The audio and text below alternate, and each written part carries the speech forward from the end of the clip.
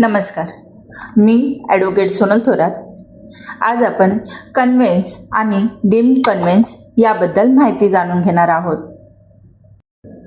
बिल्डरने ज्या जमिनीवरती इमारत बांधली आहे त्या जमीन आणि इमारतीचे मालकी हक्क सोसायटीच्या नावावरती हस्तांतरित करणे याला कन्व्हेन्स असे म्हणतात।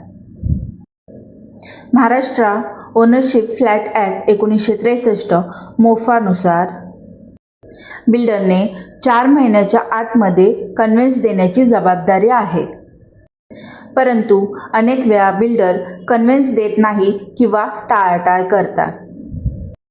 अशा परिस्थितीत बिल्डिंगला शासनाकडून डीम्ड कन्व्हेन्स मिळवता येते। डीम्ड कन्व्हेन्सचे फायदे: सोसायटीला जमिनीचे कायदेशीर मालकी हक्क मिळतात। पुनर्विकास प्रक्रिया सुलभ होते। मालमत्तेवरील सोसायटीचा अधिकार अधिक मजबूत होतो।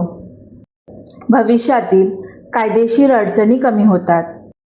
अनेक सोसायट्या वर्षानुवर्षे कन्व्हेन्सशिवाय चालतात, पण पुनर्विकास, अतिरिक्त FSI किंवा मालकी हक्कांच्या बाबतीत मोठ्या समस्या निर्माण होतात।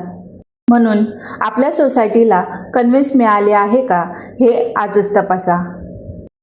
व्हिडिओ आवडला असेल तर फॉलो अस। धन्यवाद।